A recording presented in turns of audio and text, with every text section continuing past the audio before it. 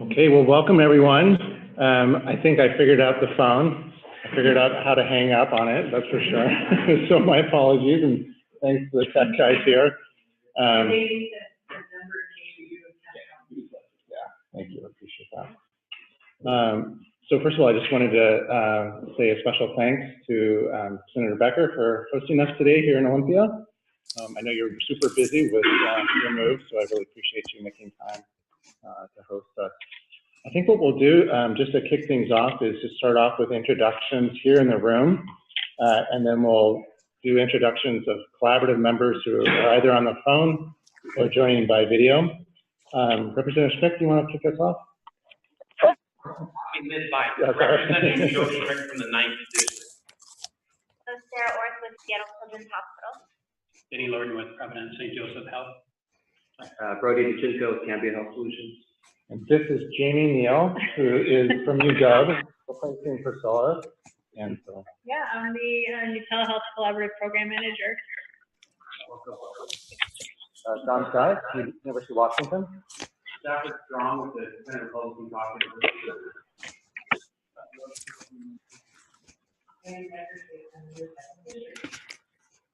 State Representative 3rd District in Spokane. Okay, thanks. And then if we can get other collaboratives who are on the, either by phone or by Zoom. I see Dr. Frank there. Maybe we start with Dr. Frank. Hi there, I'm Joshua Frank, American College of Emergency Physicians. Thank you. Anyone else who's on the collaborative? Maybe Dr. Stroud? Hi, good afternoon. This is Francisca from Molina. Hi, Francis. Good afternoon. This is Cheryl. This is Sheila Greenchick from Washington State Health Information Management Association. Hi, Sheila. Cheryl Hutella from Primera. Hi, Cheryl. Hello. And Adam Romney's here from Davis Wright Tremaine. Adam, nice to hear Joelle your voice. Sabe, Washington State Nurses Association. Hi, Joelle. Lori Wakashige, Legacy Health. All right, good to hear your voice. Hi. Hi. Hi, this is Jimmy Cara Bush with the Washington Medical Commission. Hi, Jimmy. This is Cara Tell from the University of Washington. Sorry I couldn't make it down to Olympia today. All right, good to hear your voice, Cara. Did I see Julie Stroud? Julie, I saw you on video, but I'm not hearing your voice. Hi, this is Julie Stroud. I'm with Northwest Physicians Network, part of DaVita Medical Group Washington. Great. Hi, this is Catherine Weiss with Community Health Plan of Washington. Catherine. Hi, this is Tracy Drake from the Washington State Department of Health. Hi, Tracy. Good afternoon, this is Hugh Ewert with Seattle Children's. Hello, Hugh. Haley Hamilton with the Washington State Medical Association. Hello, Haley. This is Shirley Persad, Washington State Hospital Association. Julie, thanks for coming. Did we get everyone on the phone or by video? Right. And I just want to see other folks here in the room who are members of I didn't do anything there. You will please introduce yourself. I'm Dave Hartweiler on behalf of Ocean. Okay, great, Dave. Good to meet you. I'm Greg Ignacio, nonpartisan at the Healthcare Commission.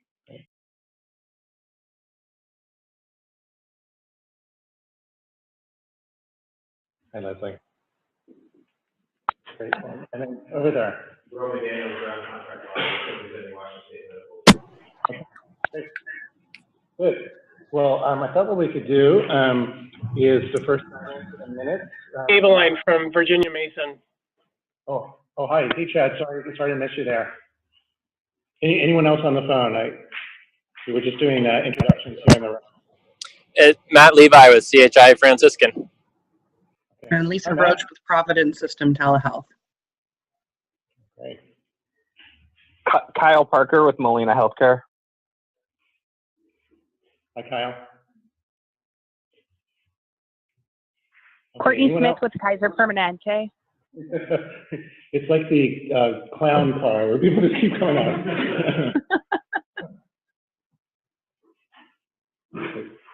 Anyone else? Okay, Jamie's fiercely typing away here.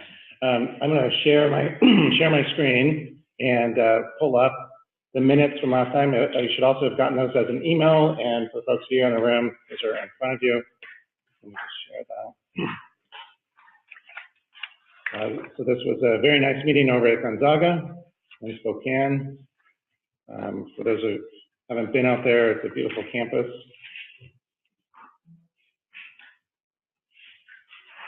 So we talked about the training, and we'll have some follow-up today from Sarah and Danny and myself.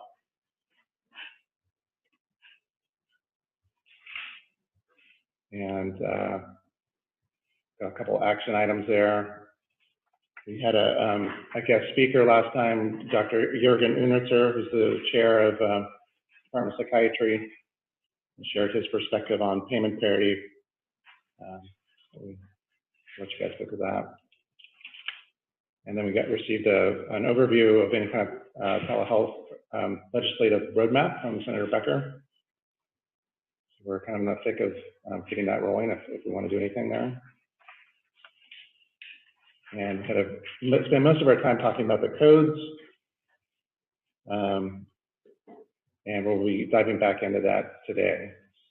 So just seeing if anyone had any edits, additions on the minutes from last time. This is Brody, just in section 5, it references GQ modifiers, Yep. but I believe it should be GT modifiers. So is it number C or letter C here for my? C, D, okay. F. I mean, there's a okay. few of them. So CD, that GQ should be GT. Okay. Thanks, Brody. So GQ is for store and forward, right? Yeah. GT is for live. Synchronous. Oh, thank you. Okay, any other edits? Can we get a motion to approve the minutes? Can we get a second? Okay. All in favor for approving the minutes, please say aye. Aye. Aye. Thank you. All opposed, say nay. Okay, we'll take that as a unanimous approval of the minutes, and we will upload those to the WISHA website, and also just want to say thanks again to WISHA for hosting the collaborative. So the next thing I wanted to then move on to is a little bit of a follow-up on the training. So it's an action item from last time. Sarah and Denny and I met, and we talked about our various programs and have been sharing, frankly, our slides and our presentations. And we have a little bit more of a generic version of that we wanted to show people. And Sarah, did you want to kind of talk us through that? I will pull up that presentation here. So it's telemedicine training, right? Can we walk through this one first and the training one second? Let's see if I have that. Is it this one? Washington Health Collaborative.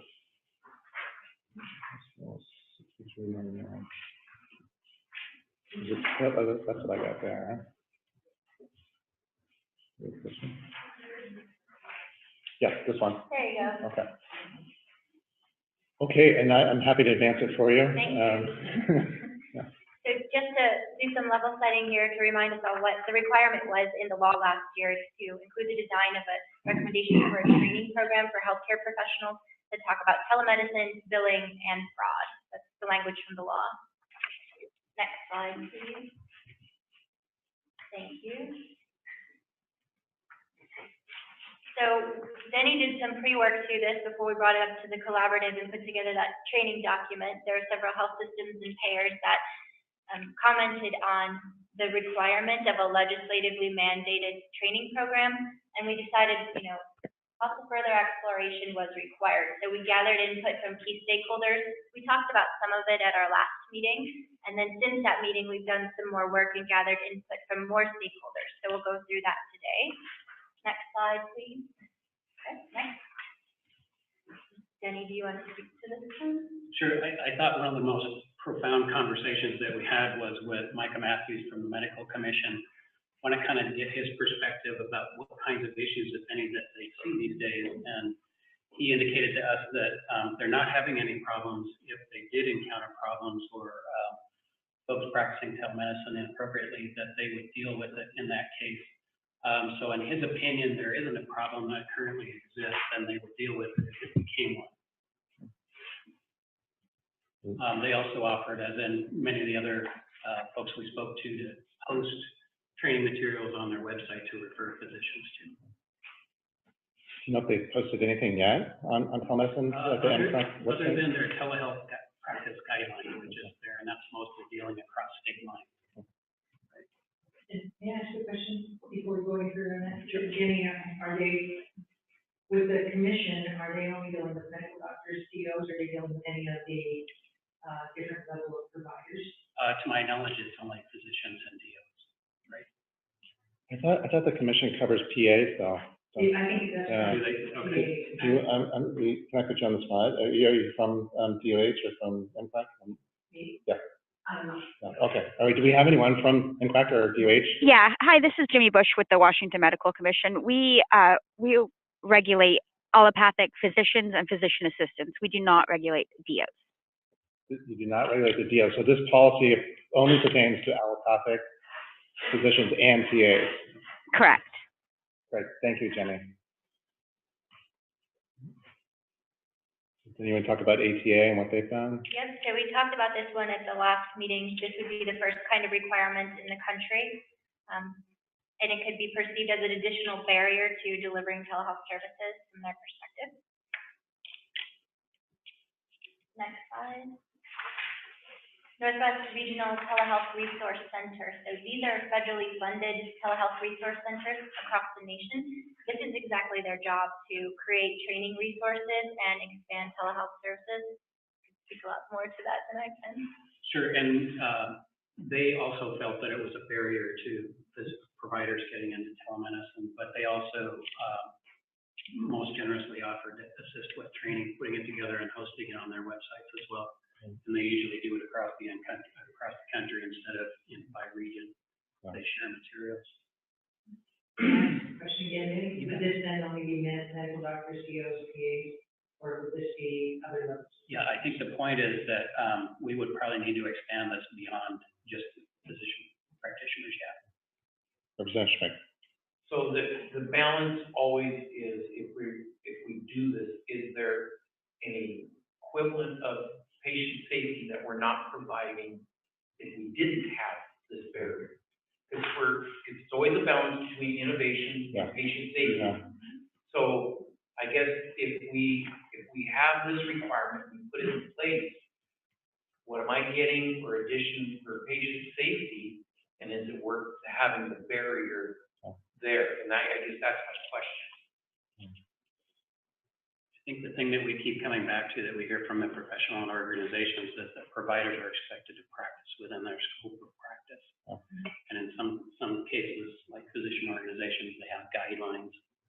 For the others, we don't necessarily know what they do.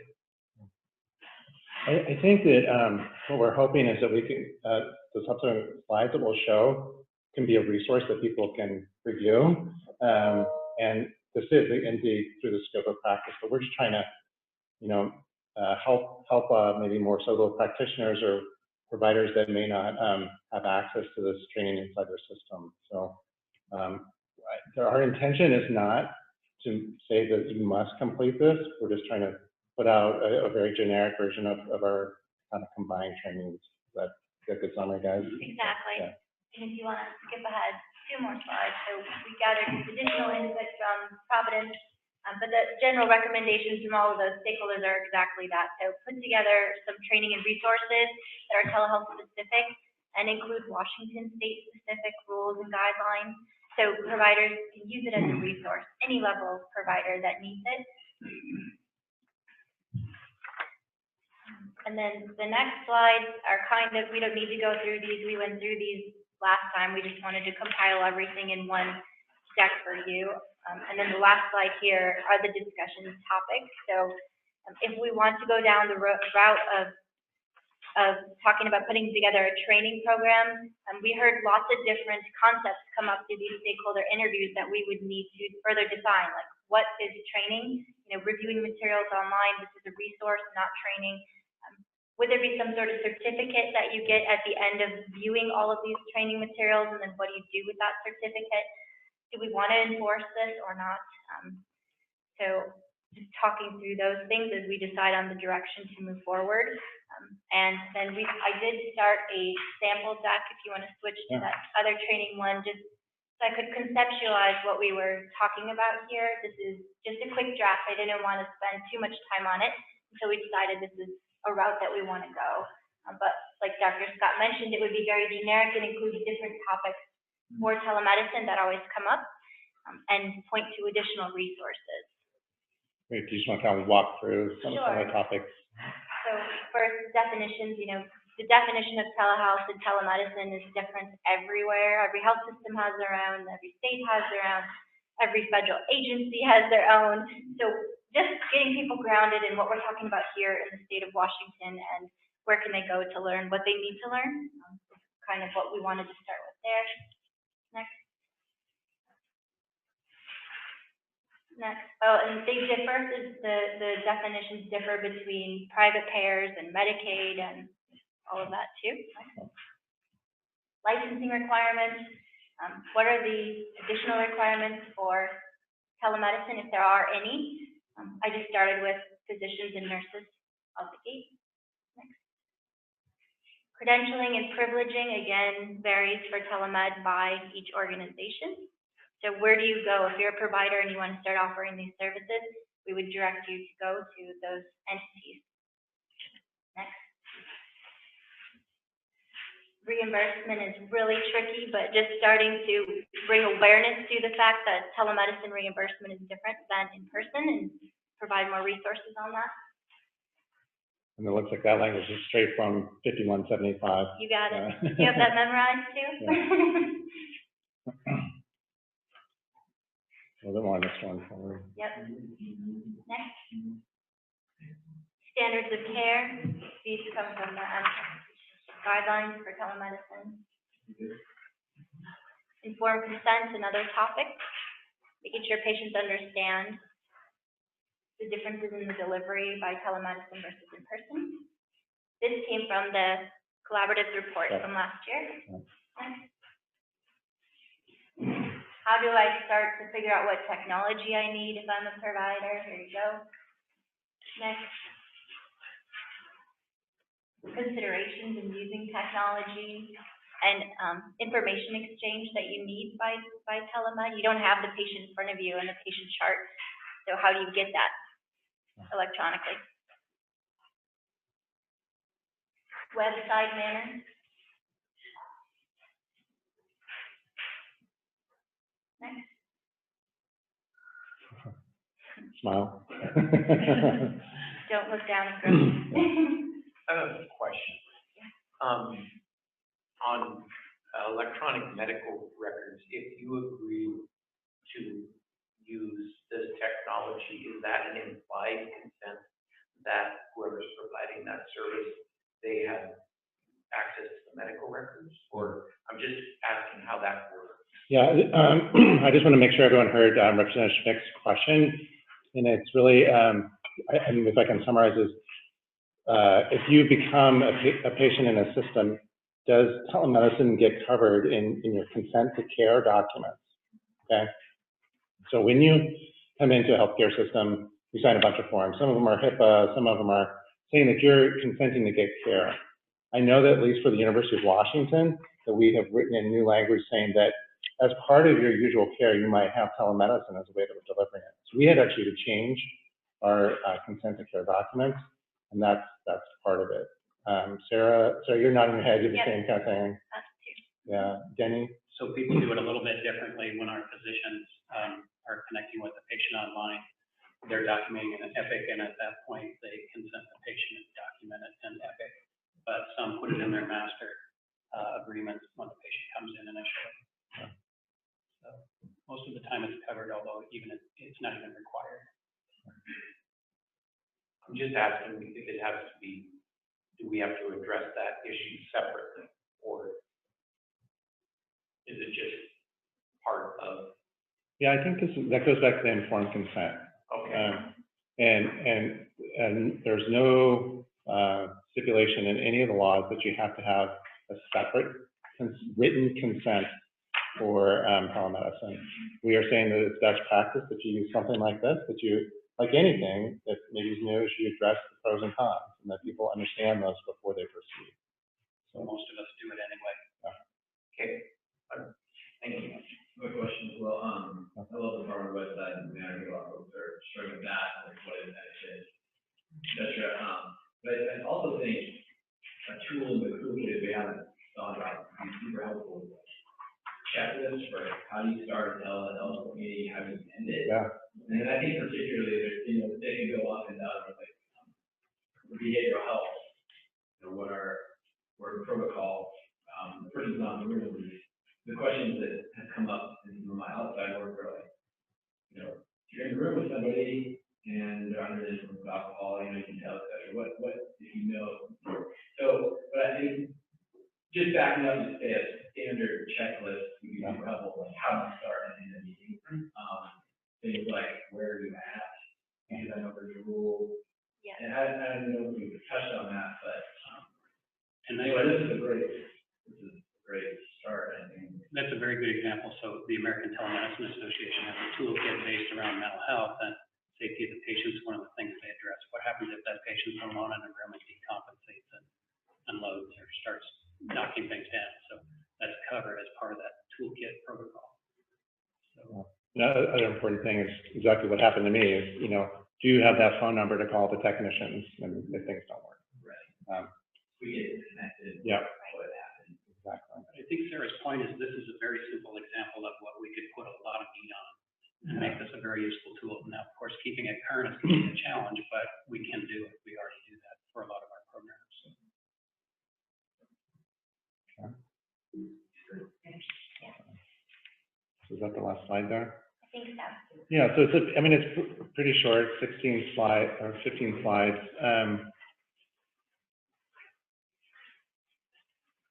What do you guys think about this? Is this something that we could give to MCLAC? We could give to, make it publicly available, obviously on the WISHA website. Is that enough, or should there be formalized training CNE certificate attached to this? I would tend to think that would be more of an MCLAC question, since they deal with that. I want to say that he offered to associate CEs with it or CEUs with it. I'd have to confirm that with him. Jimmy, can we put you on the spot again? And after kind of reviewing this brief training, could this potentially be helpful for the commission to put on the website? Is there a way to make it CNE or CE accredited? We even have a little question, a test to make sure people pass it. We want to do that.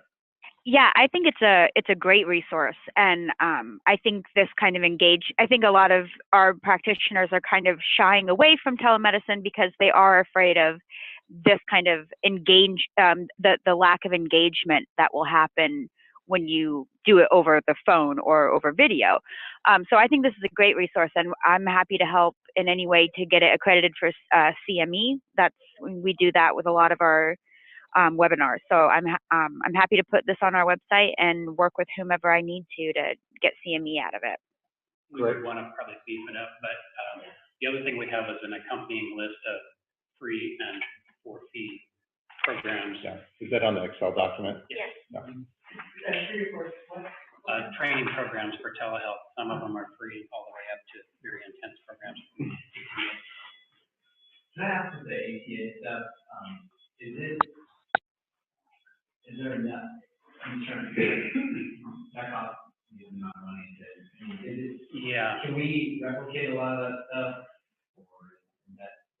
It would take resources to do it, and it would take some, if you want to do it effectively. The ATA actually certifies organizations to do this, and they have to pay to get certified and do it. And Like they're $10,000. charged. Yeah. So, I'm on the board for the, wing. Yep. And I asked if they were training in the residency programs of telemedicine, because we had a discussion, and they said yes. So could we then, maybe incorporate this methodology, so that they can come out ready to go into practice with this already under the belt? So are you saying integrated into medical school curriculum? Or, Maybe. or No, I don't know where exactly, so, I just know in the residency program they're working on the telemedicine. And I asked if they were providing training. Yes. I don't know how schools adopt their curriculum, but happy to help with some, yeah. I Or get, teach it. speaking for the UW, I know that the internal medicine training program, which trains about 70 doctors a year, they do not have any standardized training. Yeah. No. I'm trying to get this. There's just so many things you have to teach, and I only have 3 years, and they have to sleep now and then. So yeah, I don't think it's as universal across all training programs. Yeah.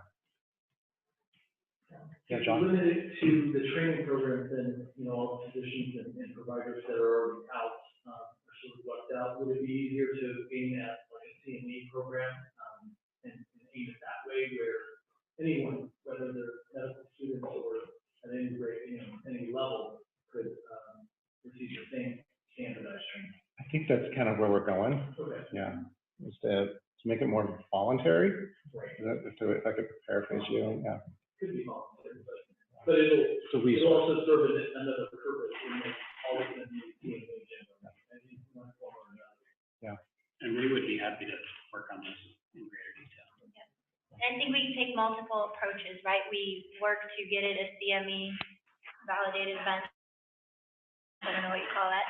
And also residency program, as many people that want can get their hands on this, let's make it a public resource.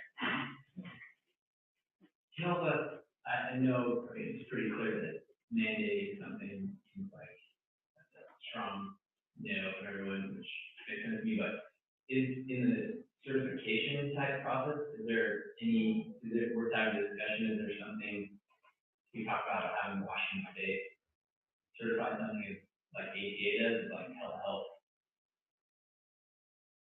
ADA calls and from an organization is certified. Trying to think of some examples of health systems like Afghan, Alaska, as a training certification, and some of the other ones. Or designate, we've done stuff like that. The breastfeeding friendly designation, your organization should be designated if you did this, or that's just not worth discussing. Representative Shelley, if I can just read something from Tracy Drake at DOH. So she says that DOH regulates many other professions engaged in telehealth, such as dentists, osteopaths, naturopaths. And she thought this would be a great training to include on the DOH website. I guess the incentive would be, like we looked at other things, you're not mandating, but if somebody does it, they get this designation that may be a distinction of being telehealth certified, or your organization is telehealth certified. Well, I think I'm building on that. I would think it would give, I think the public may perceive that as a good thing, that certification. I actually do too, but I also think that it would not only do that, but I think it would get the word out about telemedicine Quicker. That's really a good thing. Because that's one of our problems is people don't know, they don't utilize it. Can I put WSMA on the spot? Anyone from WISMA, the Medical Association?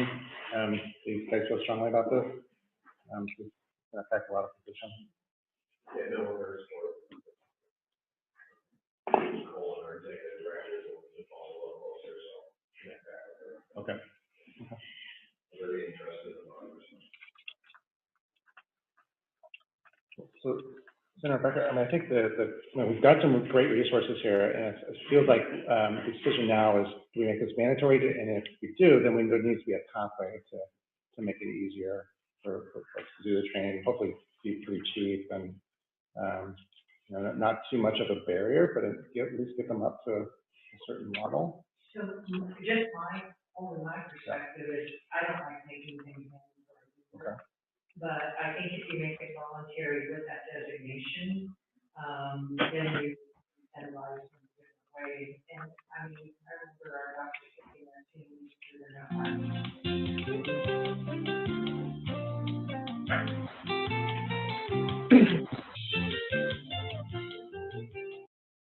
doctors, DOs, PAs, the lower levels of providers.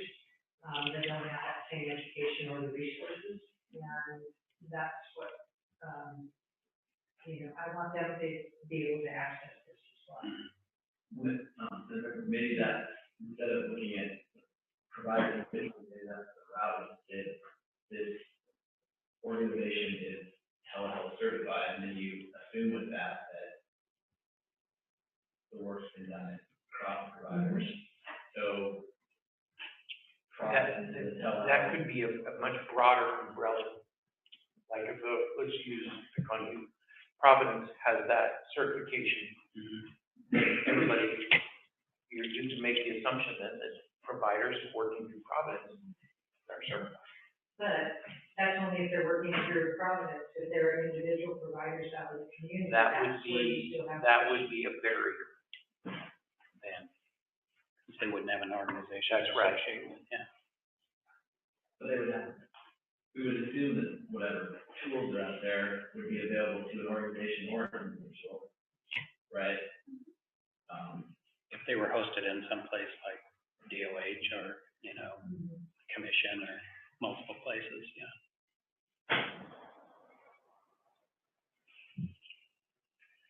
I think that would, I'd like to hear more input than just brief on that, or a little bit of guidance. Maybe that's something that we could work on in the future and develop that concept. Well, I think the goal here is to, I guess, raise the quality of care. So I'm all for training and I'm all for certification, whether it's mandatory or not, but just trying to represent the consumer view of this. I don't know whether a certification would encourage someone to use telehealth more than if someone wasn't certified. Most telehealth visits with local providers would be a doctor that they already have a relationship with or a clinic that they already have a relationship with, and they're going to say, hey, let's do this next visit through telehealth. I don't think naturally a consumer would ask, are you certified or not? Yeah, I know you. We've been working it. I'm fine doing this. So in the cases where they were seeking telehealth services that are not with providers that they've ever had a relationship with, I mean, that does happen, but I don't know whether certification would accomplish that. So this is not a statement that I'm against certification against training. I'm 100% behind it, but just trying to determine what the ultimate goal here is. And if it's building trust with consumers, I'm not sure if that will necessarily accomplish that. If our goal is to raise the bar overall on quality and offer tools to help providers be more effective in telehealth, I could totally see that. But just trying to put a consumer hat on as we discuss this. Which I understand if you've got an established relationship, but that means somebody local. What if I pick this up? My carrier says I can do this. No. Who do I know on the other side of this phone is who they say they are, and that they're properly trained. I mean, there has to be some implied trust, I call it. Mm-hmm. But when I pick up that phone and have that encounter, I'm talking to A, I'm talking to who I'm supposed to be talking to, and B, I have some assurance that I'm going to get good advice. And again, that's part of our standard protocol of connecting providers to consumers if we go that basic. But that's a basic telehealth component, is knowing the provider and introducing yourself. If not, Well, maybe I'm not expressing myself clearly. I don't worry if I'm dealing with you, Providence, as a whole. What if I pick this up, I'm dealing with somebody out of North Dakota? mm-hmm. That's more my question. I don't worry about if I deal with Cambria or Providence, but I'm calling, frankly, I don't know who I'm talking to. I guess I would default back to the commission's statement that currently they don't perceive there's a problem. Hasn't come on, not to say that there's dubious providers practicing across state lines and on the internet, things like that. This is Joelle. Go ahead. Go ahead, Joelle, and then maybe if I can. Yeah. So two things. I think what Representative Schmick is speaking to is what we would call in medicine and nursing as a standard of care, and having a sort of this, I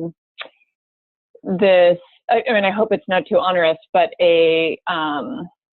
ability to make sure that everybody's kind of at the starting gate, at the same starting gate, and get sort of that foundational knowledge that they need to navigate as providers in the state, but also understand some of the germane elements of telehealth on all these different levels that have been called out by Sarah. I think it's important to understand what we're trying to do here, what our intent is, and we're definitely trying to influence behavior. But I think it's also a great opportunity to enhance knowledge on various levels, including as times change. So that's one of the considerations when we're launching this, which is who will be responsible for updating the information. But more importantly, I think it's a great venue or vehicle to keep people updated as this, as telehealth continues to rapidly change in all of these areas that are called out in this slide deck. And then I think that it would be great to hear from Frances Guff, since she has extensive history with Karina and in her current role. That's a great introduction, Frances. What are your thoughts on this? And for those of you who don't know, Frances was the CMO for Karina, which is one of the national players in telemedicine. Yeah, go ahead. Oh, I'm sorry. Thank you. I was having a little hard time hearing the question. Joe, I think I get the gist of it. I think that, from the provider's perspective and my experience with Karina, which is now rolled up into Amwell, we did a lot of due diligence to be sure that we were providing what we best knew to be standard of care based off our clinical experience with inpatient in-person medicine. It's always a little bit different because it's a different medium. It's a little bit of a different engagement. But despite that, I think there are certain conditions that clearly lend themselves well to a telemedicine environment, and to the extent that it does, there are definitely safeguards, just like you would apply in-person medicine, that you can do through telehealth. So we had our own guidelines that we put in place. We had, we made sure that the practice among all the telemedicine providers were consistent. So essentially, from our perspective, we were doing everything we possibly could to provide really high quality care, and we took the safeguards to implement that. And we could make those transparent to others. So for example, if we were, demoing or showing or, providing evidence of the type of care and management that we were providing, we had the ability to basically show the guidelines we were using and the steps that we took in the decision-making process, and the documentation, which is identical to what you'd see in a provider's office. So, and also that documentation was going directly to the PCP. So everybody was constantly on the same page, and the patient in this environment, because this is a virtual urgent care environment, was always, the intent was always to provide full transparency and connect that patient directly back to the core treating provider. So in summary, we took a lot of steps internally to provide high quality care that met standards and audit process that we did internally. And then from an external perspective, we wanted to be sure that we had that transparency, the documentation, that was so similar to what you'd expect, you know, in the clinic environment, that there was a sort of a natural comfort with that. And I think that really helped to engender the support from the community providers, you know, whose patients we were really seeing through the telehealth program. Right. Thanks, Francis. Any other comments from provider groups? Matt, Levi, if you want to say anything, or Caratal, Chad Gadwin, you guys have any strong feelings on where to take this? I know you're one of the first users of Karina, and yeah, Francis can, CHI, you guys have a pretty big telemedicine program. Yeah, I think I just echo there are national groups that are working on things like certification, and those are quite extensive. So we've been talking and working with them. So the intent to try to raise the level of quality is appreciated. At the same time, just introducing more levels that come across, I think, is the barrier that is mandatory. Then I would propose that we do not make this a mandatory, put it on the website, here's the training, you know, that's out there, whether for fee and for free, but do not then make it mandatory. Just to kind of make a proposal and talk about it. I agree. I don't, you know, we have so many mandatory things already that the doctors have to do, and just to add another one, I agree totally, and share that this would be a barrier, but I also believe that I see different levels of training again, and I'm going to keep going back to that because I'm more familiar, and just my disclaimers, I'm more familiar with what the medical doctors with the OCAs have to do. Even my medical assistant certified, I knew what their training was like. But I personally do, even though I requested and got all of the scope of practice guidelines for each of those different categories, and I reviewed them with Dr. Rasmussen, and we found there were some concerning areas in what can they do, and what are their levels. And this would just be to in a different way, trying to bring them up and give them an opportunity to improve on a daily basis, like the doctors have available to them. So my concern isn't that instead of all along, not so much the MDs and DOs, et cetera, but more that different level of provider and how do we get that information to them. And we want them to have the same ability for success as the others. I'd love to expand this to include them. Maybe we can connect offline and get a list of the exact ancillary services that you want to make sure we connect with, and then we can chat with their groups. Okay. Maybe if we can come back though to Representative Schmick's proposal, which is to make this voluntary, not mandatory. If we can make that as a Oh yeah, I mean, I think it's clear. I mean, you're coming together here from folks, and the mandatory option makes sense. I understand where you're coming from on the consumer perspective. But what I would say is, like, I go into a mechanic shop and they have some sort of thickness in their AS or whatever, and I don't necessarily know what that means, but it means there was some extra level training. So as telehealth becomes more involved, I think the certification will matter to consumers. But the way I thought about the incentive was if there was some sort of designation that the state or some organization was bestowing upon folks for doing some level of training, that there would be some sort of incentive that may or may not matter, but at some point it could matter, and that might be incentive enough for an organization to get more people up to speed. But maybe that would be a next step after just getting this stuff.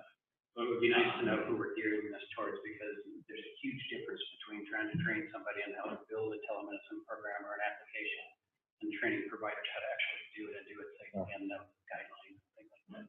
I think I'm speaking for somebody that's focused right now on providers. Practitioners. Yeah. Right. Yep. Maybe you use the Department of Health and sort of endorsement on their licensure or certification as a marker that they've gone through this, and that could be on all levels. And as organizations credential these providers, they could check that box off. They're allowed like our ability for L&I, for instance, I mean, we currently allow all providers to have that option and submit the bill if done correctly. But we could, in the foreseeable future, set our billing system and say, unless they're certified, or they've done this, we're not going to allow that sort of running through. We work with the telehealth person on another collaborative. We can ask them if that's something that is feasible or they would allow. Okay. So to get the certification, would you have to pass some sort of test, or, I mean, would you just have to read these slides? I'll tell you what we do at UW is that I have a little bit longer version of this. It takes about 45 minutes. It's an online learning module, and we have them all for HIPAA and bloodborne pathogens. I mean, I must spend 10 hours a year doing these, and you know, at least they've read it and they're familiar with it. And there's usually a couple of questions that you have to pass 70% of them. This is Joelle. You know, I think so certification is often something a bit more extensive with more depth of information, and we might be talking about competency training for providers.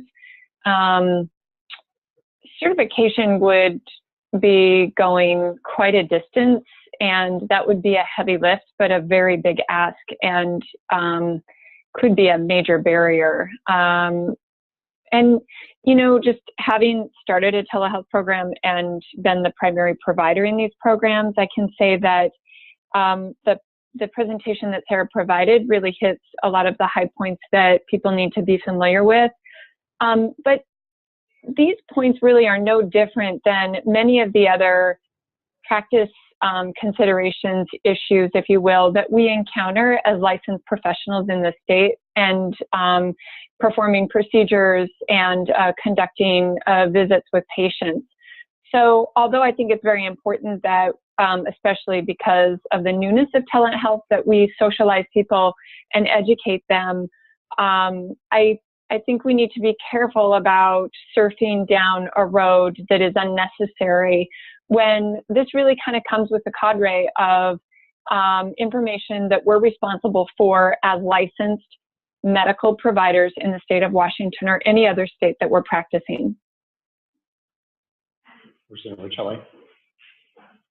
I mean, that's all good. I would say I go back to kind of what I had to do to be a youth soccer coach. I had to go through a module with concussion. You know, it was very simple, and you went through this. But I understand the concern in this field. What's the difference? Like, when you say something certified, what's the level of rigor, et cetera? And there's some concern. I get that. Maybe the word isn't certification, maybe it's designation, maybe it's something else. Anyway, and it could be another step. Maybe the first step is really just to get the information out there, and then the next step is to consider, as more people are using telehealth, is there some value? And maybe by that time it'll be a national.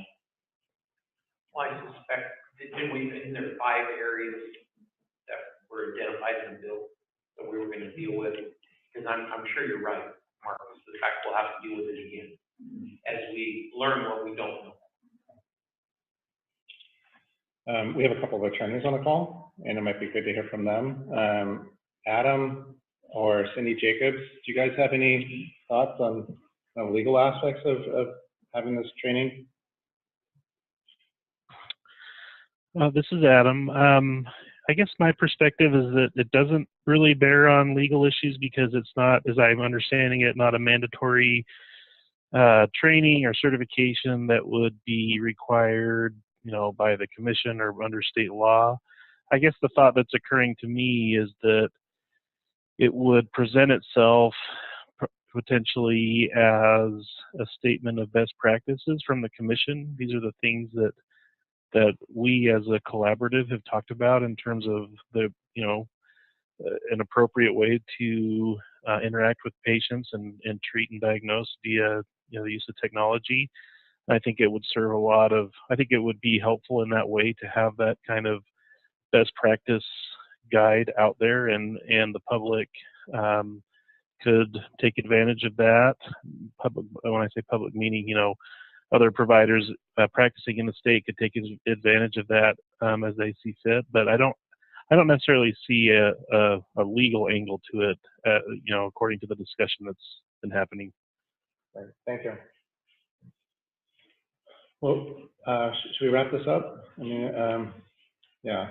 So I'm hearing a consensus of people saying that we want to make this as a resource, but we don't want to make it mandatory. Is that a pretty good? Okay. So we will put that in the minutes. We'll forward this on to our friends at MQAC. Offline, we'll explore the non-MD, the non-allopathic professions and see if there's anything more that we can add for them and refer to the requisite regulatory authority for those groups as well.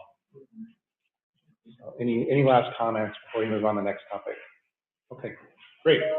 Well, thanks everyone. So the next thing on our agenda is to talk about payment parity. And for those of you who may have not joined we had a work group that met in September, and I have those minutes. I'm going to pull them up. Straight with this one. Yeah. So. So the first thing we talked about a couple of weeks ago was a recently passed law in Kentucky.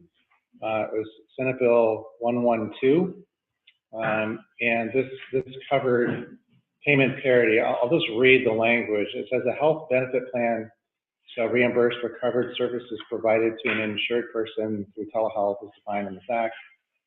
Telehealth and reimbursement shall be equivalent to the coverage for the same service provided in person unless the telehealth provider and the health plan contractually agree to a lower reimbursement rate for telehealth services. So, and then we went over some of the other laws, Minnesota, Delaware, and Hawaii. On top of that, we reached out to the Center for Telehealth and eHealth Law, otherwise known as CTEL.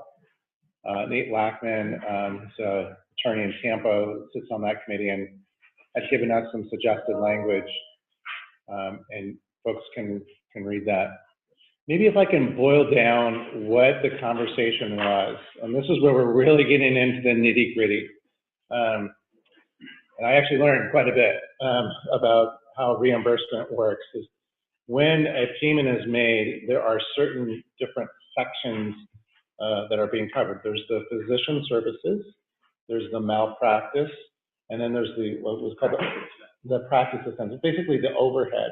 And I think the major point of disagreement, if I can say that, is that the practice expense was where we were disagreeing. And on one hand, there was a point that you're not paying for the clinic space, you're not paying for the nurses, not paying for medical assistants, and there should be some savings there. And it was kind of what you said Medicare is reimbursing that way, Brody. And then I think many of us providers made the point that we're less efficient actually when we're doing telemedicine.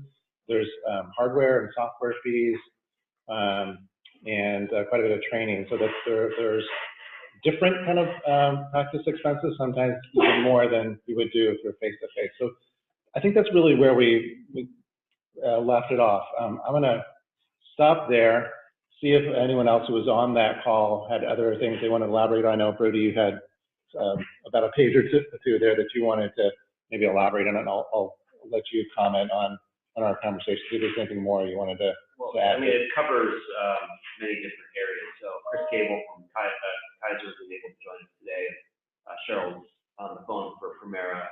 So we just kind of discussed it overall to align on a viewpoint here. We tried to fit it within a page. In order to do that, I had to shrink the font to like microscopic size. But that aside, we do have a page worth of content, but it's broader than your statement about practice expense. I don't want to dive too early. Okay. Well, do you want to come back in a little bit, and we'll? Sure. Okay. I mean, to give others an opportunity. I emailed it to Dr. Scott yesterday. I'll pull it up right now. Yeah, but that's kind of. I'll pull it up. Let me just get out of here. And while I'm doing that, I don't know if there's any other of the physician or the hospital groups that wanted to clarify anything I said. Sarah or Jenny? Nice job summarizing and distilling it. These minutes, it's very accurate. I do have a couple of edits to, so can I just email it? Yes. After, it's That's just fine. minor Right. edits about some of the points.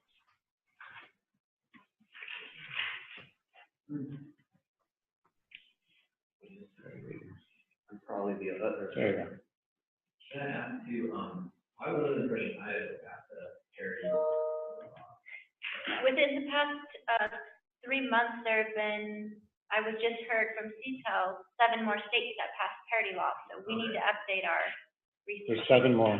Yeah, that's what I heard from CTEL, I haven't Payment validated. parity specifically, Yeah. or what you're asking about, right? For Medicaid, yeah. So some of them, Medicaid and commercial.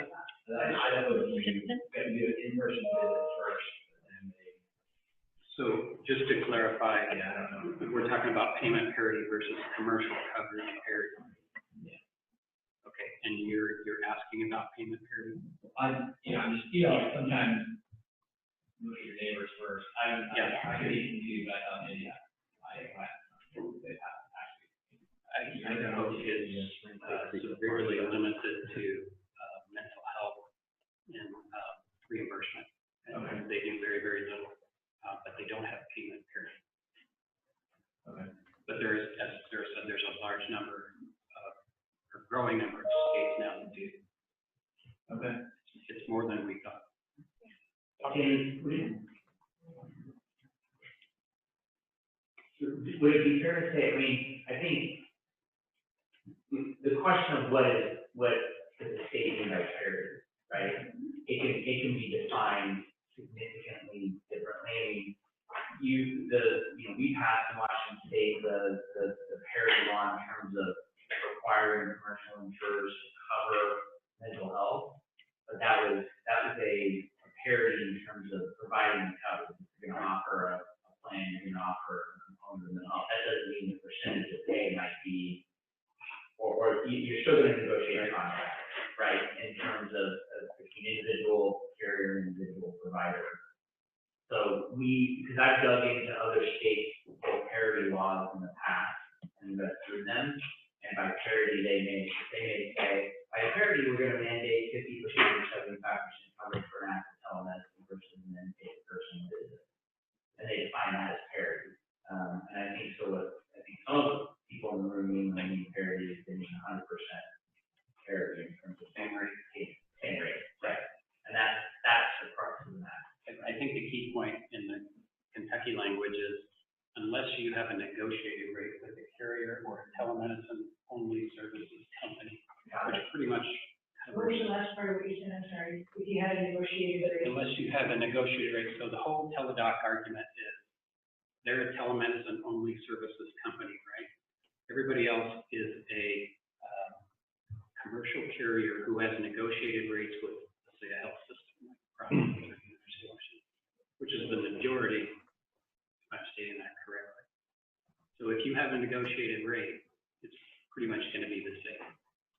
If you have a telemedicine only online $45 rate, like Teledoc does, you negotiated that, you're good. We're not going to force you to be paid $160.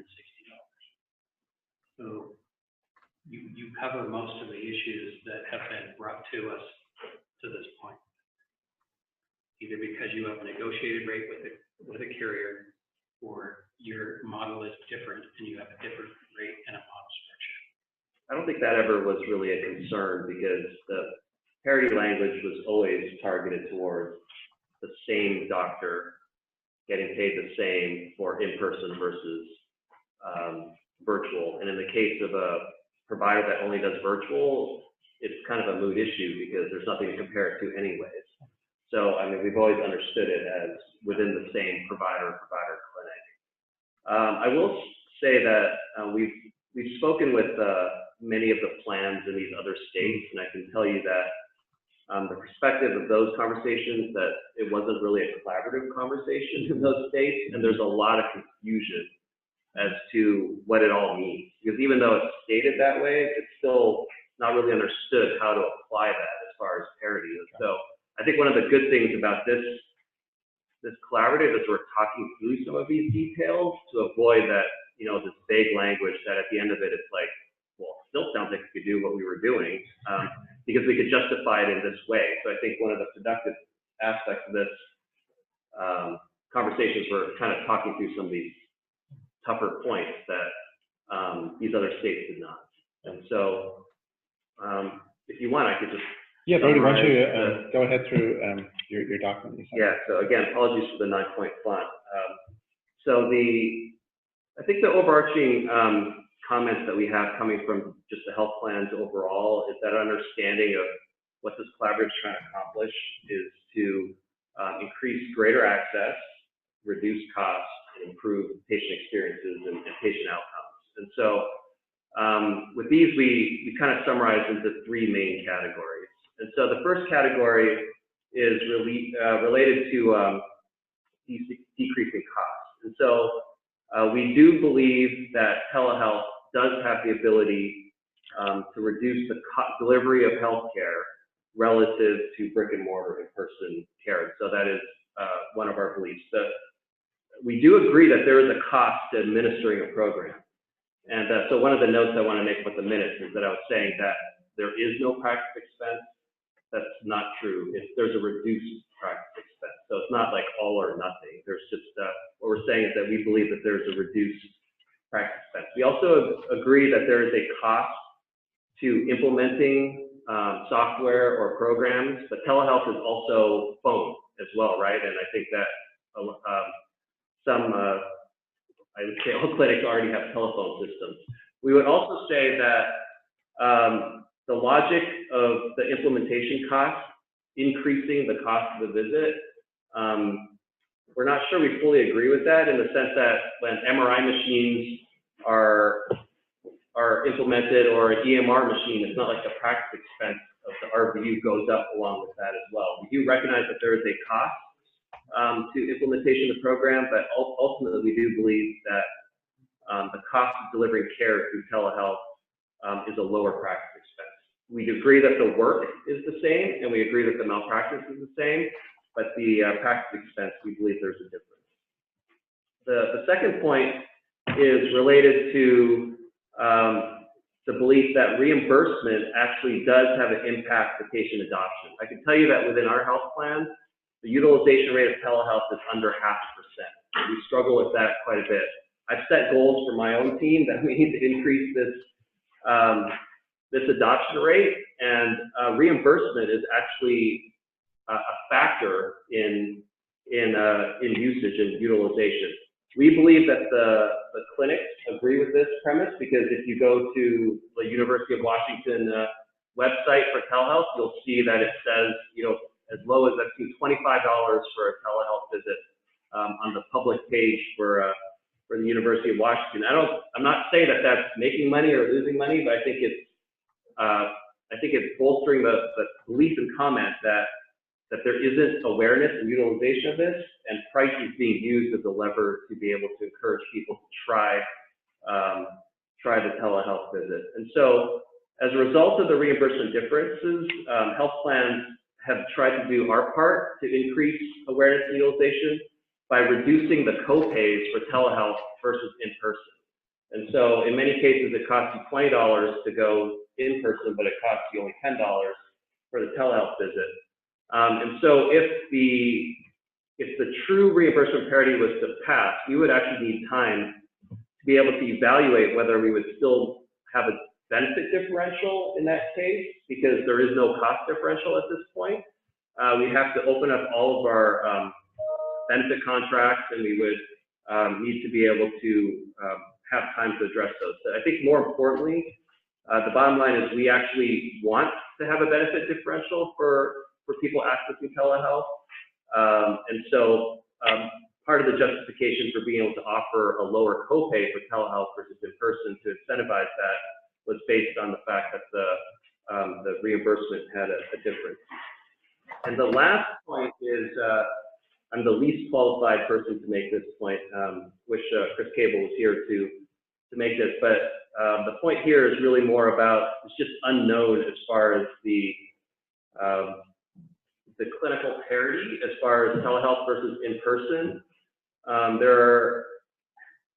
think there are some constraints, right? Because there's certain things that can't be done in a virtual situation. I'm not saying that the quality of care is lower, but there are certain things that can't be done, but it's unknown at this point how to quantify whether that should impact reimbursement or not. One example is level 4 and 5 E&M codes. That there are, I'm taking this right from the CMS website, that it states, I have I printed an older version here. Is it on this? Yeah, so level 4 or 5 requires certain criteria to be met in order to bill a 4 or 5. I know that in the past it's stated that time is something that impacts reimbursement. For what we found on the CMS website, that isn't the case. That time is only a factor when the majority of the visit is either related to coordination of care or counseling.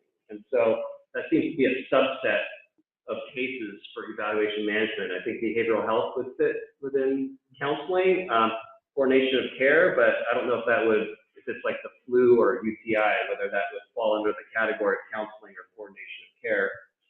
So time would not be a factor in 4 or 5. So I think there's just questions. That's not like a statement that it is, but these are the considerations that we would put forth as far as why we would believe that there would be a justifiable reason to have a reimbursement difference between in-person and not. And so we did suggest some caveats. Sarah, I think you put forth a paragraph, and so we have a couple of caveats. One of them being actually based on, I think it was Washington Bill 5518, which is a chiropractic reimbursement parity.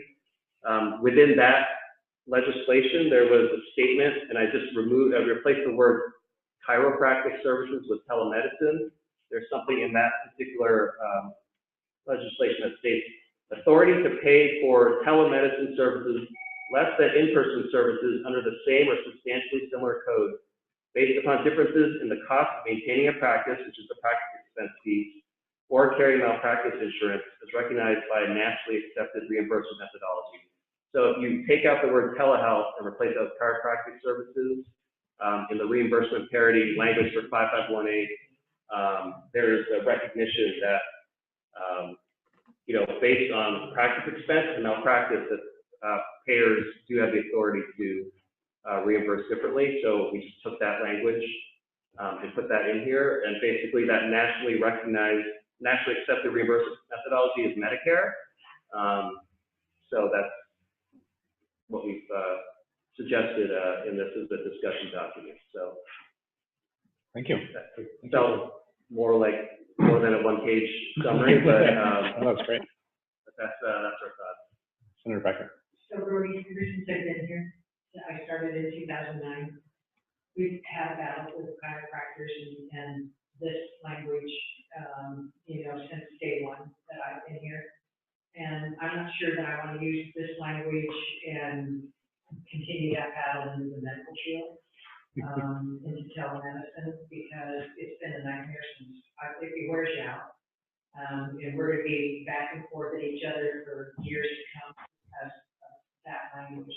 And then Joe shaking his head and he's agreeing. So I would say I'm okay with what I'm hearing from you a lot, but I do want to make one clarification. Telephone is not one of the methodologies for reimbursement.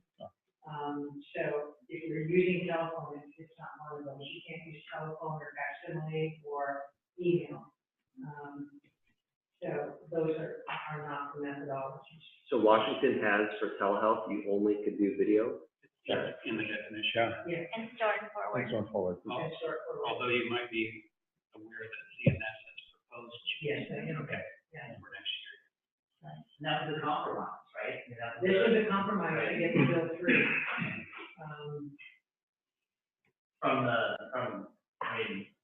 Speak to that, if I remember correctly in the negotiations, it was carriers were concerned about the expansiveness of including telephone and non-video link and email. I believe there's phone-based telehealth visits happening here, but we'll good to know. I think, yeah, I think the CMS rule, Julie Stroud had a question about it, and it's the 9944 codes, that the proposed rule for Medicare is that they're going to start paying for those. Before it was just a CPT code without any reimbursement attached to it. So that's like the internet kind of thing. Yeah. Well, this is great. I appreciate you outlining this. If there's any responses to this, or Can I make a comment?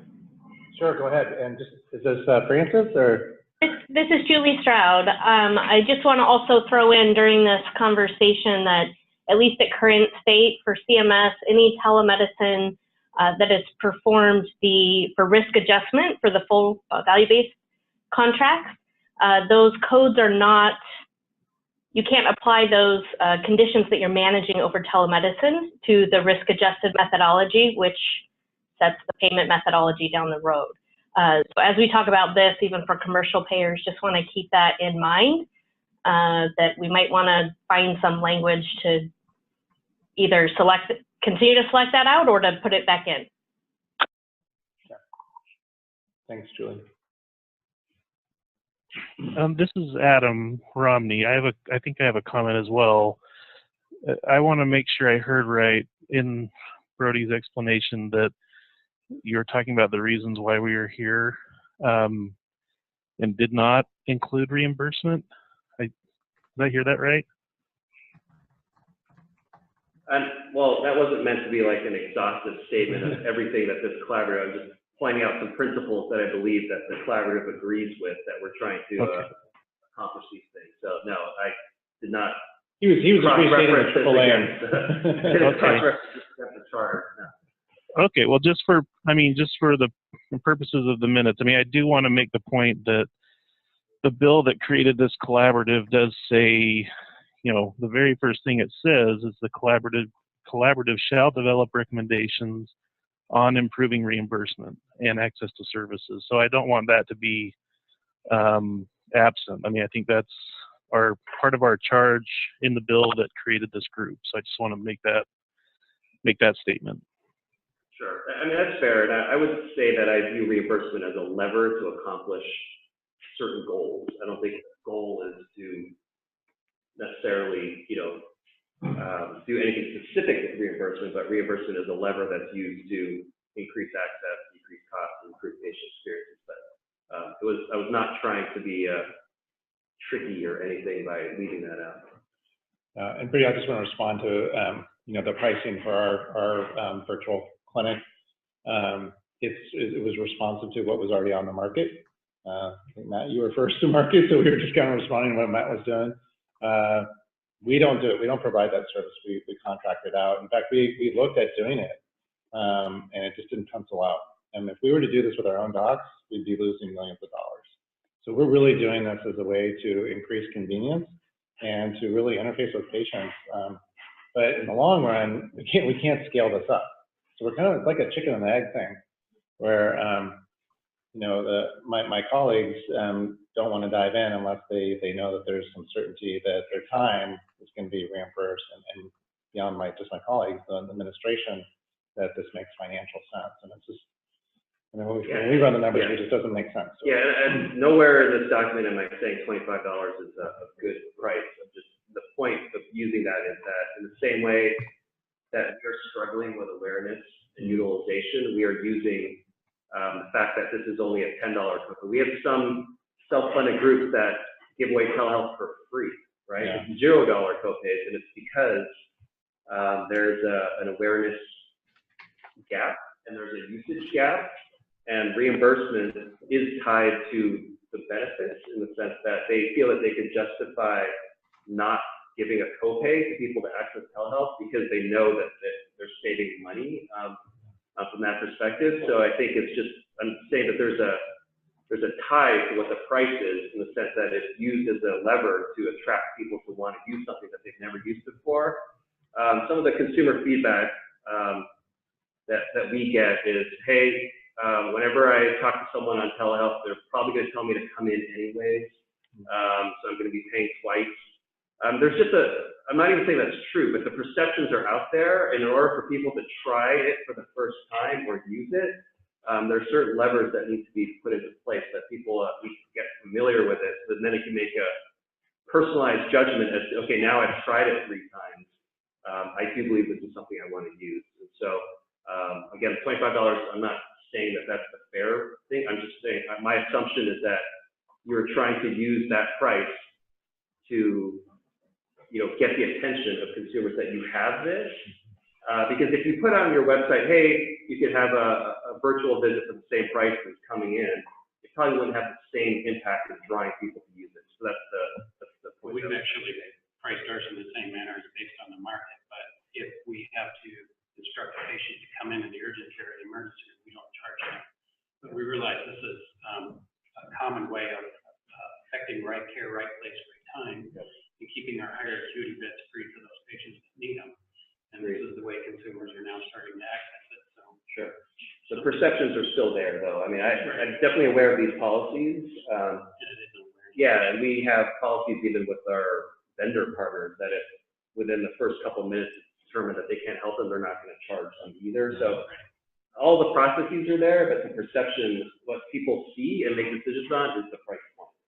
So it isn't about, oh, okay, let me think through. There's too many mental gymnastics to determine, well, if it doesn't work out, I'm not going to be charged. For them to try it, they need something more of a hook, and that's kind of the published price is one of those hooks.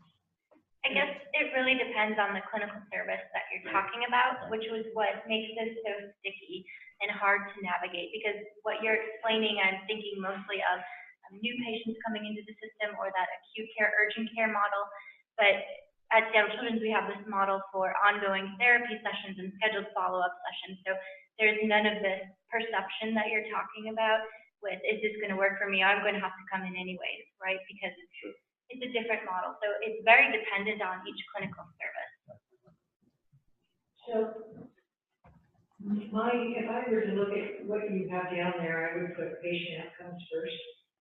Because with better patient outcomes, you do have a reduction of cost. Because if you get somebody treated earlier, you're going to possibly, stave off some of the worst conditions.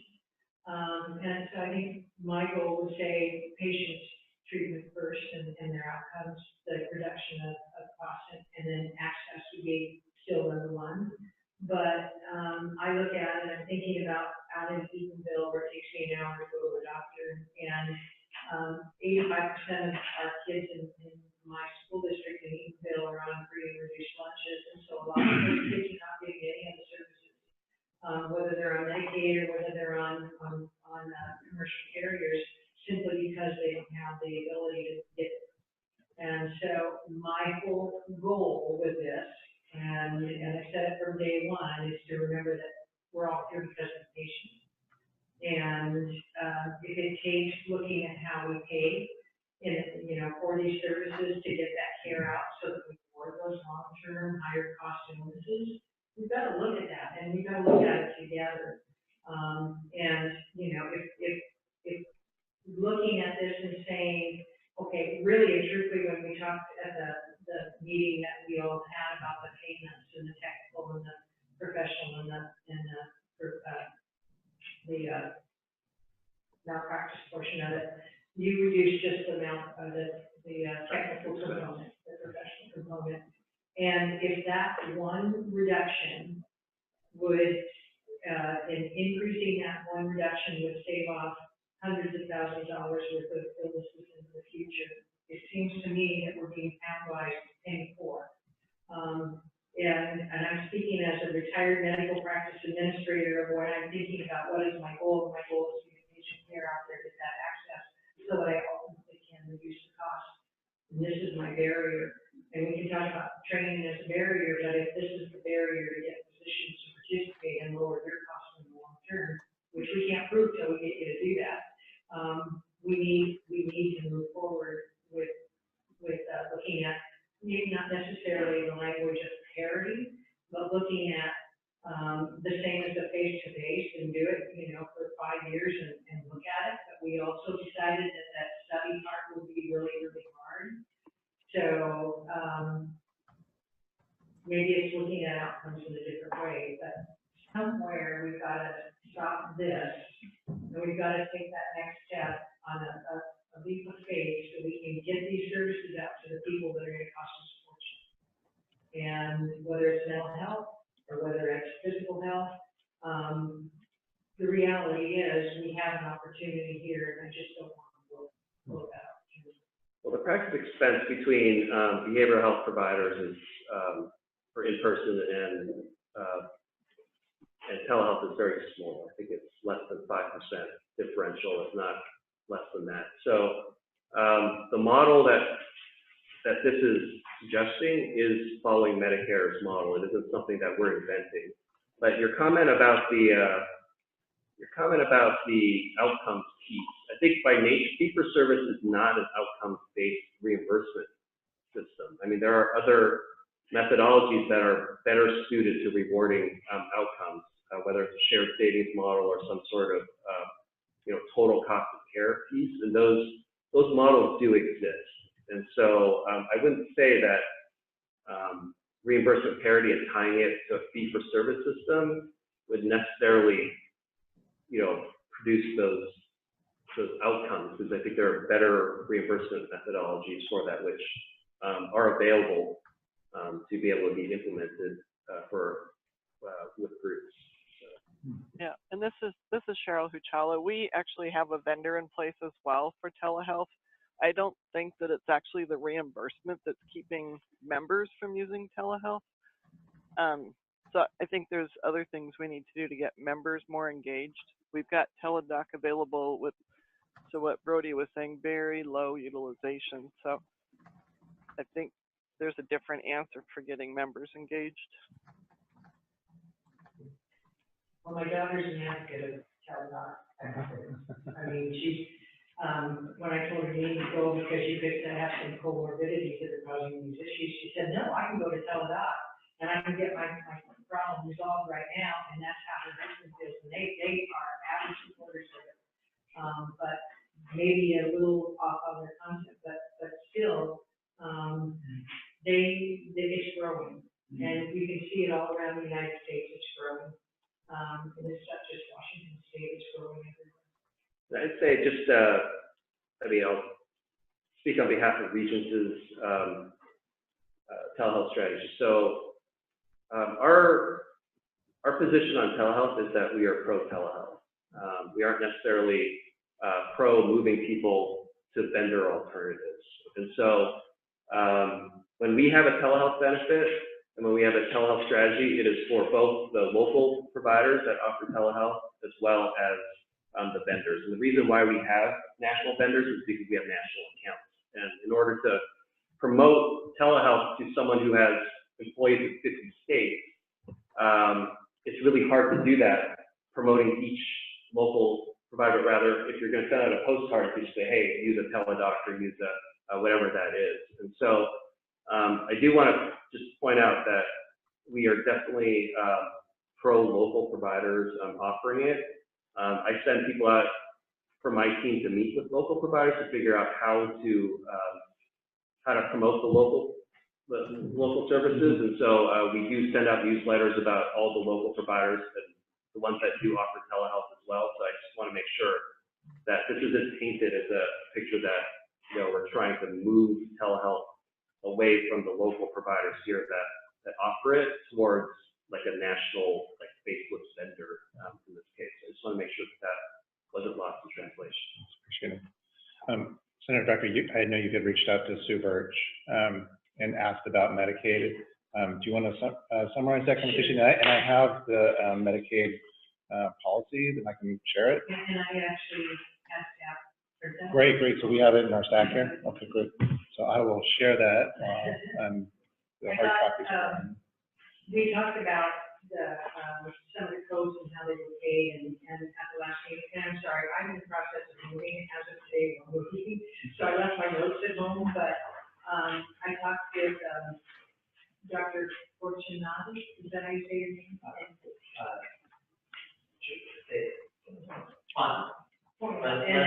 And then Judy, I can't remember Dr. Judy something last name, but It was in my notes, but anyway, they thanked us for all of our work on the telemedicine stuff, and I thought you should know that. But we started talking about their payment methodology, and she referred me to page 89, and so I asked my staff to actually do this and print this out so everybody had it. Medicaid is paying face-to-face exactly the same, whether it's face-to-face or it's telemedicine. And they found, though, that they were paying those physicians not associated with a hospital at a reduced rate, and so they found a glitch in their system, and they're correcting that. So that as of January, regardless of that position, they're going to be paying at 100% the same face-to-face and telemedicine. Sorry, I'm confused. So, let me be clear.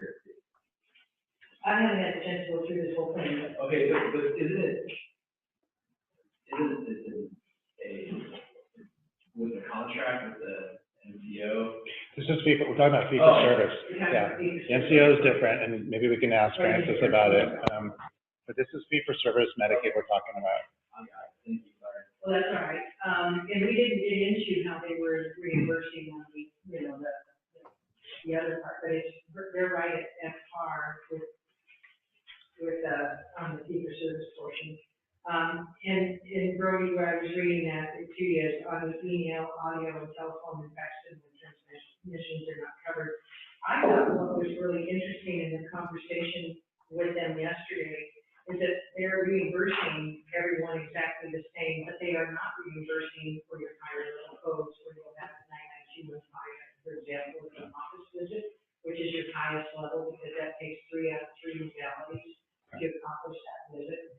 But they are reimbursing for all of the other codes, but if it's a complicated, that's the most complicated thing, that has to be a face-to-face. So I have not had a chance to read all of this, but I thought because of this, it would be helpful to see what Medicaid's doing, and they said to give them a call with any questions. So the things that I was looking at is the actual codes that they were, so this is the facility fee that we're looking at, the Q3014, which is not a whole lot, but I did want to go through those. So they, couple, just for everyone who's billing, for Medicaid, you need both a GT modifier and a POS too. You can't have one or the other, you have to do both. That's what it says here. And then these are the codes. Let's see, where is it down? There's some store and forward stuff. And oh, here are the codes. So notice they don't go to a 5, because that would be a 245, right? 244 and a 245. They're saying the highest level they don't. Yeah, go ahead. Sorry, it's my policy. So I need to clarify, those are only for storm forward, those codes, and I'm putting that clarification in January. Apparently it didn't read quite clear. So those are only storm forward codes. The other one, any EN code. Standard EM. Okay. Okay, thank you. Yeah. Sorry. Well, so we're getting back to payment parity. It feels like we're a little bit at a standstill here. It does, but the one thing that I would like to go back to is the meeting in Spokane laid out the timeline. Mm-hmm. And in doing the timeline to get a bill forward, we needed to have a first draft by actually today. And if I may jump in and talk about that and some of the things, because the store forward portion does require Rob, you can help me if I remember incorrectly, there does require a visit prior to. And so we have a very rough draft bill here that takes out that requirement for that store, or for that first visit. And then it's something that I want you to look at this, offer your suggestions. And Dr. Scott, are you going to be the point person on that? Yes. So we can bring that together. But I do think if we're going to have a bill that addresses parity, we've got to not do this. And bring it forward so people can get a chance to look at it and put their opinions in. And you know, where it is page 2, does not actually talk that on the graph. You know, you got it. Page 2, paragraph 2A, wouldn't be 2A and 2B anymore, it would just be, B would become 2, and paragraph A would be deleted. It's the proposal. Sorry, Stafford, what page are we on here? Page 2, and it's towards the top, so paragraph 2A would be deleted out. The storm forward stuff? Yeah. Okay. Requiring the office. Okay. And then paragraph B would just become paragraph 2. So for the sake of people who are on Zoom, the paragraph that Stafford is saying we would strike reads as this: if the service is provided through storm forward technology, there must be an associated office visit between the covered person and the referring healthcare provider. Nothing in this section prohibits the use of telemedicine for the associated office visit. We'll just strike that. Is referring healthcare provider the one who's doing the referral or the one who's being referred to? The referring would be the one doing the referral, and the The primary referred to provider. would be the one doing that, like a consultation or that. And what is an example of a use case of why that would be a bad idea? An example Of why it would be a bad idea to have the one doing the referral to have had a visit with the person. My entire presentation, that's next if we get to it, is about that. Think about direct-to-consumer store and forward services. One example is a mom taking a picture of her baby, sending the picture directly to a pediatric dermatologist. There's no referring provider in that case. So the referring provider is who?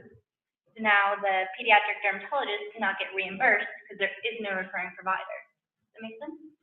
Yeah, she's saying, no, not to this. Exactly.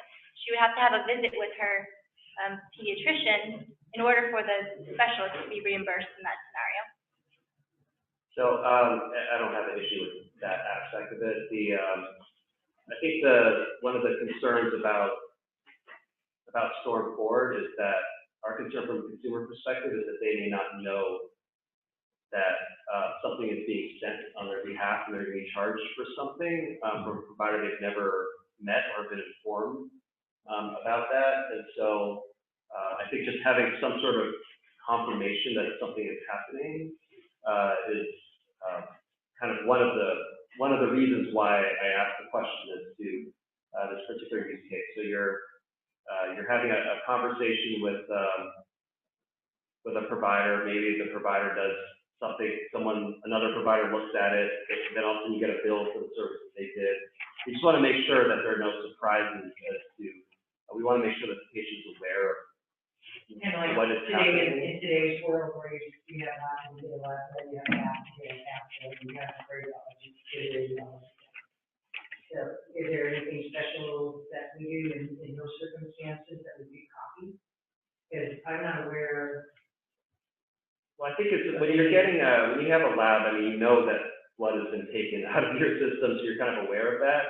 It's more that just with data, the storm forward has a lot to do with just data sharing, right? And so there's a lot of value that can be done with data, even though you're not aware that someone is looking at it or someone is doing something with it. And so I think the concern is just that as data gets shared through storm forward, that there's going to be services performed on that, using that data that the consumer is not aware of, and then a bill comes in and says, hey, we looked at this, we did this data, we did this work, and a bill gets dropped because, but the consumer is unaware. Then we get phone calls going, hey, I've never even met like Dr. Smith. Like, who is this person? I got a claim from this person.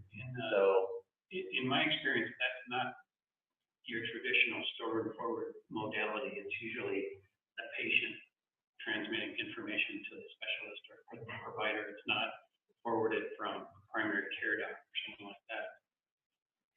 We do cover, in our storm forward definition of our policy, we do cover e-consults, which is doctor to doctor. So there are activities that are going on that a patient may not be aware of. And in those cases, if a doctor is dropping a bill for getting information from a different doctor, we just, I mean, all we really care about is the patient is aware and that they're not surprised by, wow, why do I have all these bills from people I've never met or people who've been using my data on my behalf? So could that be in your standard, I'm thinking of when I ran an ambulatory surgery center, we did a disclosure of where they might receive bills, to the patient coming under our surgery center. But could this maybe not be just on your standard, consent and disclosure? Yeah, that's my question for you, Brody. Is that a legislative fix, or could that be something done in payer policies and provider policies? Seems more appropriate there. What happens today in person when a patient goes in for a visit and they're talking to their provider and their provider goes to consult with another provider and comes back and doesn't say anything to the patient? You know, let's always apply what happens. There's usually a bill that's associated with that. Usually there is or it's not. Well, typically there isn't, right? There isn't, because I don't think, I know in other states, I don't think you can, we don't treat that consult in Washington State as a visit, is my understanding. Is that right? Is it an in-person or just? No, just when a provider. Right. To go to the specialist ward, some states, Right. that would be considered a visit. In Washington State, it's not right. There's a code for it, and there's, I mean, there is criteria. It's not like you just like go into the restroom and you like bump into someone and it's like, hey, you know, it's a bill for this like 5-second conversation. There are criteria of what this is, but e-consults are a thing. And yeah, no, I understand. I think in some states, Can you treat it like a visit? they treat it like a visit. In Washington State, yeah, kind of a liberal interpretation. We're the Republican side. I gotta do one thing. So anyway, So could we use that same criteria that you're talking about for that consult type, for that for store and forward, or do we need to write into the definition of store and forward? It's not provider to provider, that's an e-consult, for example. You know, there seems to me there are multiple avenues we could take with that.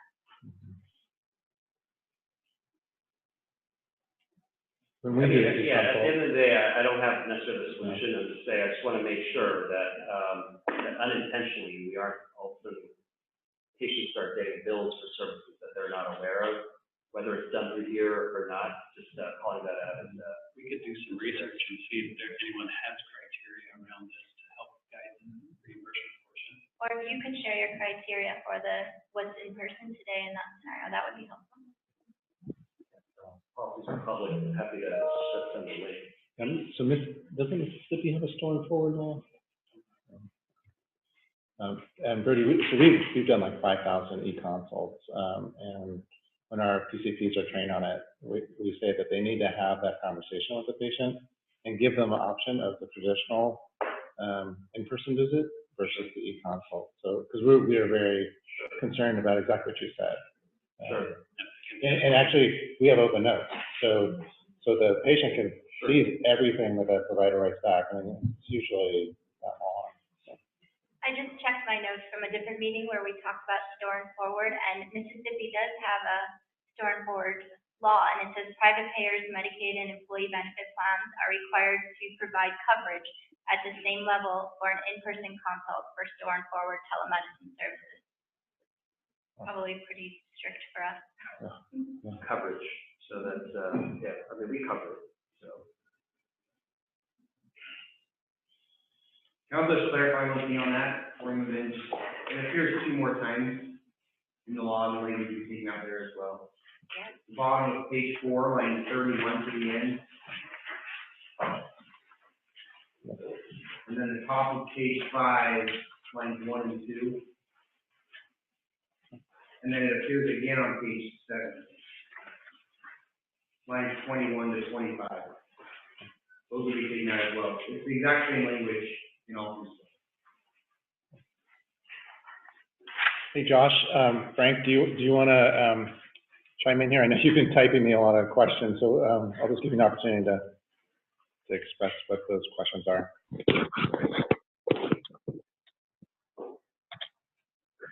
Sure, I was No, I was listening. I wasn't sure if I was completely understanding the issue. I didn't speak up, but I was just wondering if the point of contention about whether you had no requirement for a referral versus you needed a very strict requirement for a referral from a physician who had already seen the patient in person specifically about the complaint or condition that they were going to have the store forward service referred to, if that could be relaxed to simply, once a physician has had an in-person visit to establish care, they could then refer for those services, regardless of whether they had in-person addressed that condition in the past.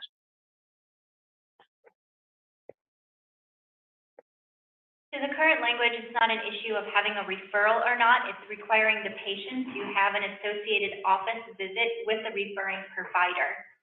So it's creating another office visit. Sure, it could be done by telemed, but the store forward doc doesn't get reimbursed unless the patient has a visit with a different provider. Regarding that particular condition that's going to be addressed. Mm-hmm. Okay. So that still, it sounded to me like if once the patient had established with the provider, period, if the condition was going to be addressed by a stored forward service, if they could be referred to that service without having to see them again, then that would make it simpler. Am I still not understanding the issue? So let's put it out in the patient's perspective. So say Randy develops a terrible rash, okay? And she knows she can go to her primary care doctor, but she knows that this is pretty bad, so she knows that she can call a dermatologist and have a picture of it and see the dermatologist and save all the expense of seeing that doctor that really isn't going to do anything but refer her on to someone. I would much rather go in the route of going right to the dermatologist and get my problem taken care of, you know, and all my time and energy and money to do it. Certainly. That is actually what I was getting at, that if you had a plan that required referrals, you would call your PCP's office, they would say you can go ahead and use this other service without having to see the primary care doctor again, because you had already seen them once, established care with them. It seemed to me we're also talking about potentially if you develop the possibility of an arrhythmia or you have palpitations, there may be a service to monitor you that you could go directly to. And in that sense, then you would be in touch with your primary care doctor's office, and then they would say, yes, you're having palpitations. You can use this service to record yourself. This goes with diabetes monitoring, blood pressure, things like this. You can use that without seeing me again before you use this service. But if you don't have a way of making sure they touch base with the established physician again, the discussion about maybe losing that communication might go into play. It seems like the insurance companies already consider this pretty strongly when they have plans that require referrals versus plans that allow for self-referrals. And so that was my question there that I was putting to John. Yeah, and I think that's the intent about some of this, Josh, is to allow that little more streamlined process. Stafford, are there other things you wanted to point out, or changes in the bill, or new parts of it? No, you can see that if you do look at the underlying language throughout, though, that's language that would be added to the bill, and there's. So those facilities. Right, and I don't believe there's much other than that, same thing the 3 times over. Is that the right term we want for the facility fee, or is this for the practice expense?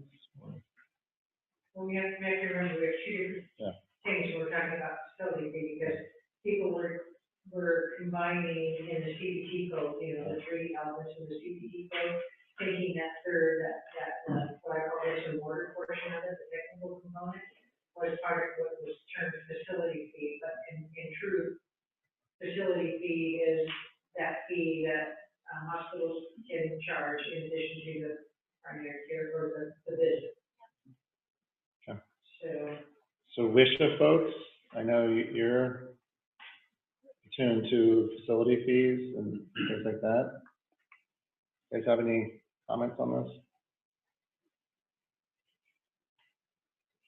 Are they still on the call? I don't think Shalene was on the call. All right, well, we'll meet. Any other comments on that? I've heard of that. So not a whole lot of change in language stuff. There's not a lot of change. Okay. So mostly the storing forward and then this stuff about the story thing. Okay. Sarah, do you want to go over your stuff real quick? Sure. I've kind of been talking about it. Yeah. This is finally the storing forward.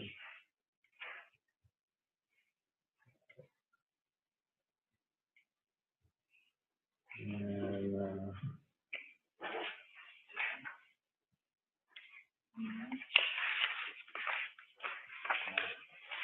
did you give me a slide presentation on that? Yes. Okay. Should we just go over the paper version? Because I don't think I have it. I can share it. No, that's change. I don't see it. Oh, here it is. The reimbursement, store and forward reimbursement language fix. I think you stole my thunder. You stole my thunder. This is awesome. No, I'm so excited to see that. So it was basically the same thing.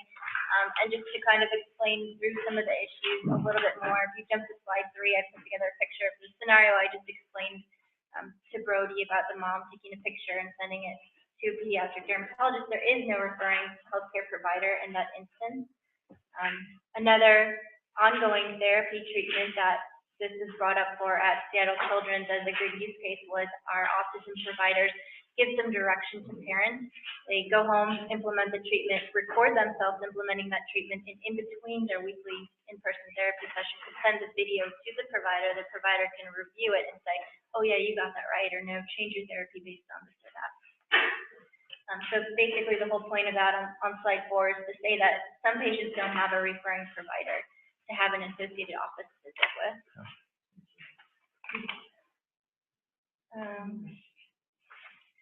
Moving to slide 6, showing that these same services, when delivered in person, don't require the patient to have an associated office visit with the referring healthcare provider either.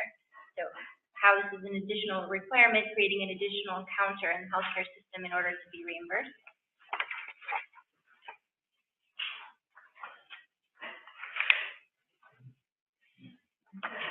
I'm speeding through this because we've already covered some of it, a lot of it. So in slide 9, also there's a lot of discrepancy in the industry from different provider and health system compliance departments in how to interpret this requirement. Some say that every single store and forward encounter would need to have the patient have an associated office visit with their provider. Some say it just needs to be at the first store and forward encounter. So at a minimum, this language is just confusing and would need to be changed to clarify the intent. And also then looking at the federal direction in this space, the recently proposed CMS coding rules state the remote professional evaluation of patient-transmitted information conducted via pre-recorded store and forward video or image technology, period. So that does not require an associated office visit with the referring provider. So I think, back when this law was implemented, this was a good compromise to get the bill passed, and now things are changing. The industry is changing. Telehealth law is fluid, and we have the opportunity here to create this fix and expand access to care for our patients. We also this all started because I started talking with Medicaid and basically have this policy memorized that you guys passed out, and they said, we'd love to change it, but it's mandated by law, so go back to the collaborative. Seattle Children's also recently spoke with the Hospital Association. I think you're on the phone today, and they said that it should be clarified as well. They can speak to that though. Great. Awesome. Thank you.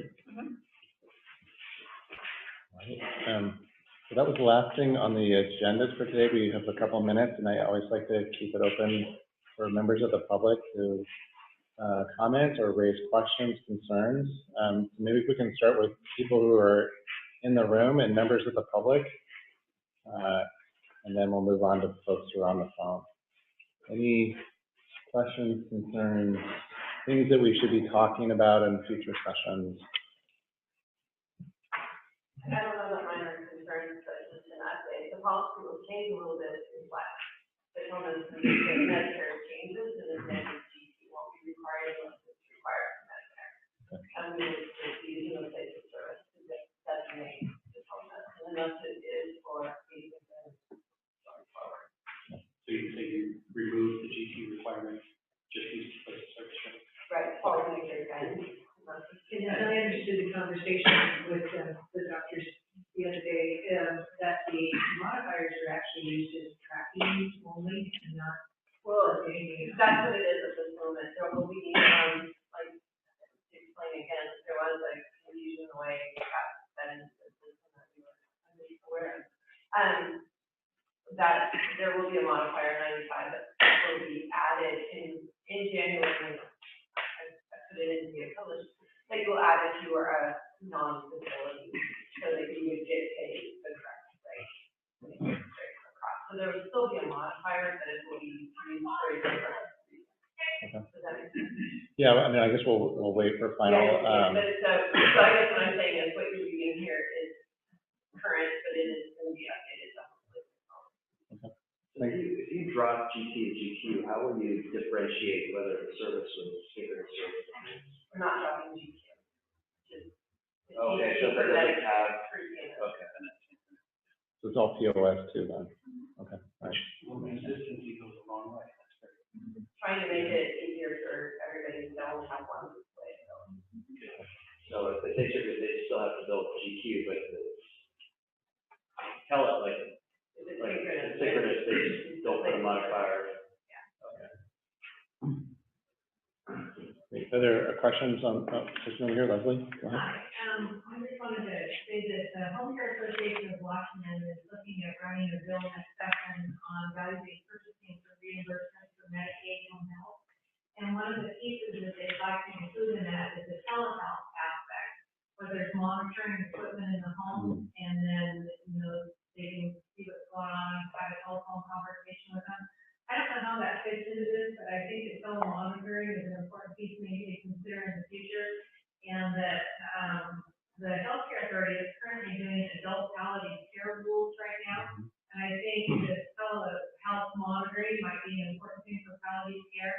And I know that Pat Duffus of the Department of Health, who has made a presentation to you before as well, is going great guns on telehealth and telecommunications and getting on that group too. So a lot of work going on out there, but let's figure out how we can help people that are being taken care of in their homes as well.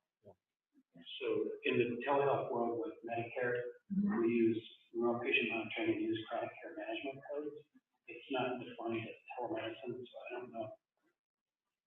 And I think there's something in the draft Medicare policy that starts to cover remote monitoring. That's why all the technology companies are doing this. Yeah. So Leslie, just so you know, we did have a talk about remote monitoring in the last year or two. If you want me to, I can find it offline and send it to you. But there is also some proposed language for Medicare that will start to cover this. There's a couple states that do cover it. Mississippi again, for diabetes monitoring does this. So. Great, thank you very much. Yeah. Other questions or comments from phones or video?